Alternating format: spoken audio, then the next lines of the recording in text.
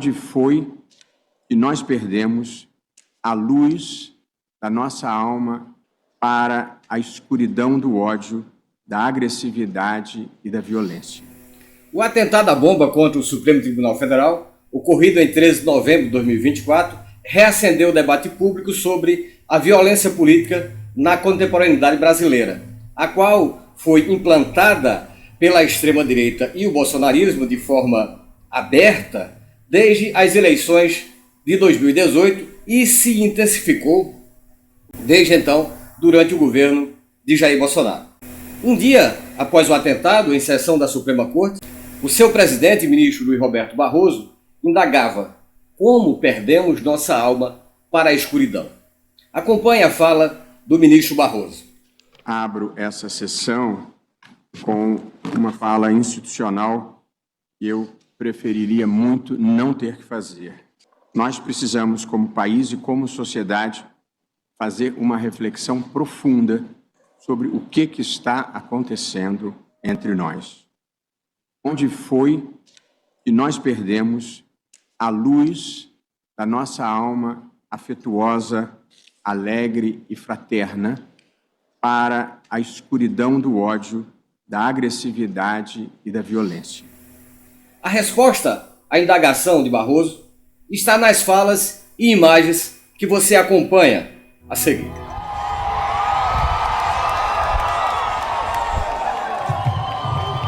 Vamos fuzilar a petralhada aqui do Acre, hein? Vamos botar esses picareta pra correr do Acre.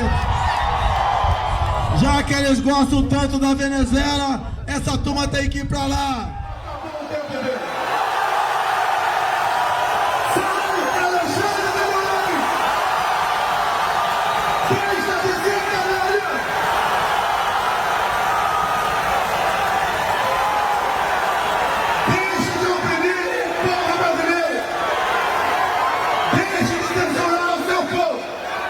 O pessoal até brinca lá, cara. Se quiser fechar o STF, sabe o que você faz? Você não manda nem um jipe, cara. Manda um soldado e um cabo. Não é querer desmerecer o soldado e o cabo, não. O que é o STF, cara? Tipo, tira esse ditador desgraçado, Alexandre de Moraes, que merecia um impeachment e ir pra cadeia. Que país é esse? Dona Vivi, o cachorro do Supremo, o Xandão, pior caráter que tem no Supremo. O Supremo é um partido político comunista que tem condições de expedir mandado. Fala pessoal, boa tarde. Ministro Fachin, começou a chorar, decidiu chorar. Fachin, seu moleque, seu menino mimado, mau caráter, marginal da lei. O discurso de ódio, o fanatismo político e a indústria de desinformação foram largamente estimulados no governo anterior. Para qualquer pessoa minimamente informada e atenta aos acontecimentos políticos, sabe, se não estiver mal intencionada ou não estiver do lado da escuridão política, como falou Luiz Roberto Barroso, sabe bem que a violência política que temos acompanhado nos últimos anos no Brasil tem sido promovida pela extrema-direita e por Jair Bolsonaro. É essa a conclusão do ministro do STF, Gilmar Mendes, ao discursar no plenário da Suprema Corte, na mesma sessão a qual me referi anteriormente. Em sua fala, Gilmar Mendes fez uma cronologia da escalada da violência política promovida por Bolsonaro e seus seguidores. Acompanhe a fala do ministro. Ministro Gilmar Mendes. O ocorrido na data de ontem merece a atenção de todos nós. A explosão de um carro nas proximidades da Câmara dos Deputados e do Supremo Tribunal Federal e a tentativa de um homem que veio a falecer atingir a corte com explosivos configuram mais um ataque às instituições democráticas de nosso país. A reconstrução histórica dos últimos acontecimentos nacionais demonstra que o ocorrido na noite de ontem não é um fato, infelizmente, não é um fato isolado. Muito embora o extremismo e a intolerância tenham atingido o paroxismo em 8 de janeiro de 2023, a ideologia rasteira que inspirou a tentativa de golpe de Estado não surgiu subitamente. Pelo contrário, o discurso de ódio, o fanatismo político e a indústria de desinformação foram largamente estimulados no governo anterior. Fruto de um sectarismo infértil, o radicalismo político graçou nas eleições de 2018, em uma campanha caracterizada pela ampla utilização das redes sociais para a difusão de ódio, ataques pessoais e fake news. Com o encerramento das eleições e a instalação de um novo governo em 2019, essa estratégia influenciou não apenas a comunicação oficial do Palácio, do Planalto, como também o discurso dos apoiadores, que radicalizaram o debate político mediante criminalização da oposição, desprezo à alteridade e ataques sistemáticos às instituições de controle que cerraram fileiras contra essas práticas, como a Justiça Eleitoral e a Suprema Corte. Símbolos e feriados nacionais foram sequestrados com objetivos eleitorais, a ponto de, em 2021, a comemoração do 7 de setembro ter sido utilizada para a realização de ameaças ao tribunal, como lembrou ontem o ministro Luiz Fux, a necessidade de enfrentamento que teve durante a sua presidência, incitando os cidadãos ao descumprimento de decisões judiciais. Não foram raras as manifestações públicas organizadas e fomentadas por apoiadores do ex-presidente da República para questionamento da confiabilidade das urnas eletrônicas e da justiça eleitoral. Um movimento que escalonou progressivamente, conforme as pesquisas de opinião apontavam chances concretas de vitória eleitoral do candidato de oposição. Em todas essas manifestações, eram explícitas as alusões a propostas de fechamento do Supremo e de intervenção das Forças Armadas para a deposição do governo eleito, estampadas em faixas, em discursos e em palavras de ordem.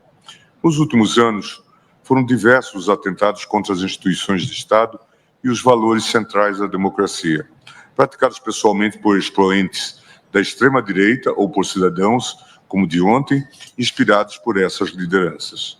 Rememoro apenas para citar um caso recente, os graves crimes cometidos pelo ex-deputado federal Daniel Silveira, apurados nos autos do inquérito 4828.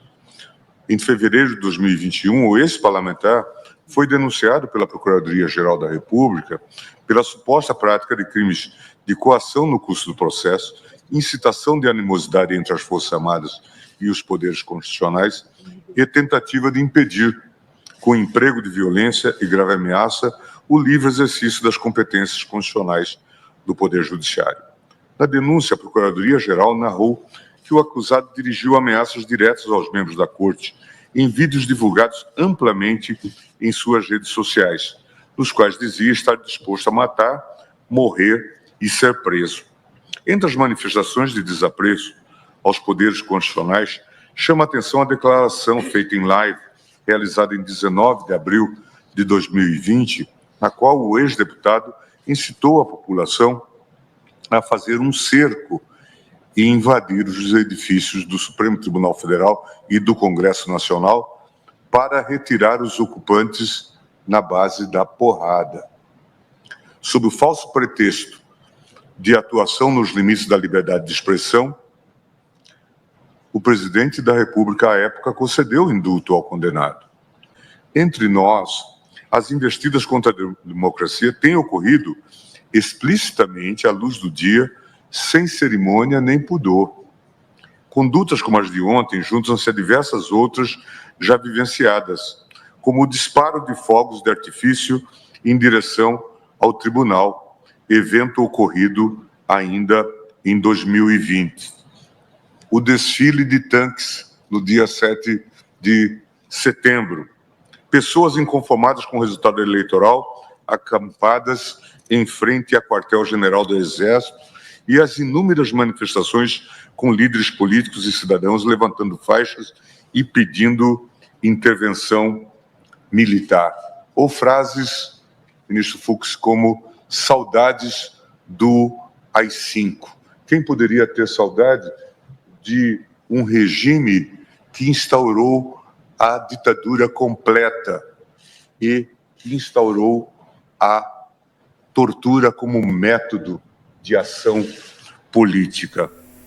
Como viram, o ministro Gilmar Mendes, ao usar como exemplo o caso do ex-deputado, o bolsonarista Daniel Silveira, mandou um recado absolutamente claro de que, se o Congresso Nacional aprovar a anistia para Bolsonaro e os golpistas do 8 de janeiro, o Supremo derrubará.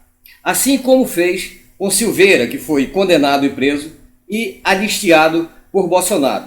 E, na ocasião, o Supremo Tribunal Federal revogou a anistia e mandou novamente o bolsonarista para a prisão.